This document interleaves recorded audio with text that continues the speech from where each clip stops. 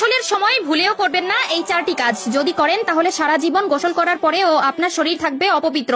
আপনার করা নামাজ, রোজা, তাসবিহ, তাহলিল, এমনকি আল্লাহর দরবারে করা কোনো ধরনের দোয়াই কবুল হবে না। বিশেষ করে যখন আপনার উপর গোসলটি ফরজ হবে, তখন তো কোনোভাবেই এই কাজগুলো করা যাবে না। কেননা গোসল যদি পবিত্রভাবে না হয়, তবে একটানা 70 বছর আপনি নামাজ পড়লেও সেই নামাজের মধ্যে এক ওয়াক্ত নামাজের ফজিলত আপনি পাবেন না, এমনকি আল্লাহর দরবারেও তা কবুল হবে না। বিশ্বনবী সাল্লাল্লাহু আলাইহি ওয়াসাল্লাম বলে গেছেন, গোসলের সময় মারাত্মক কিছু ভুল করার কারণে ব্যক্তির করা আজীবনের নামাজ আল্লাহর দরবারে কবুল হয় না। তবে ভুলগুলো মারাত্মক হলেও দেখতে দেখায় সামান্য। তাই নিজেকে একজন মুসলিম মনে করলে এই ভুলগুলো কখনোই করবেন না। কেননা গোসল আমাদের পবিত্রতার একটি অংশ এবং ইসলাম ধর্মের যে কোনো কাজ করতে হলে পবিত্রতা আবশ্যক। কি সেই চারটি ভুল জানতে হলে না টেনে দেখতে থাকুন সম্পূর্ণ ভিডিওটি এবং ভিডিওটি ছড়িয়ে দিন আপনার সকল মুসলিম ভাই ও বোনদের মধ্যে, যাতে করে তারাও এই ভুলগুলো থেকে নিজেকে শুধরে নিতে পারে, যাতে তারাও জীবনের গুনাহ থেকে বাঁচতে পারে। প্রিয় দর্শক, আপনাদের কাছে একটি প্রশ্ন, আপনি কি গোসল করার দোয়া জানেন? যদি জেনে থাকেন অবশ্যই কমেন্টে একবার আলহামদুলিল্লাহ লিখে যাবেন, আর যদি না জেনে থাকেন তাহলে কমেন্ট করে জানান,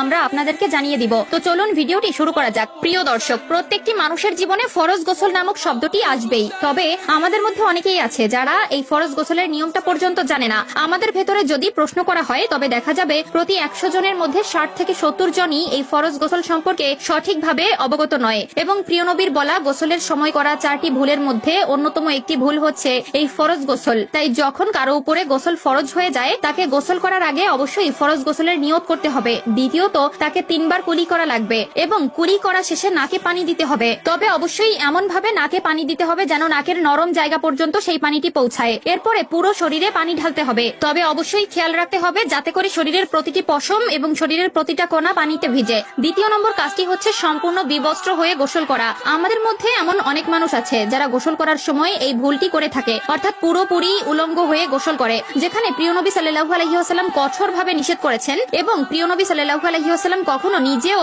সম্পূর্ণ উলঙ্গ হয়ে গোসল করতেন না। প্রিয় নবী বলেছেন, সকল প্রকার অপবিত্র স্থানে শয়তান এবং জিনেরা বসবাস করে।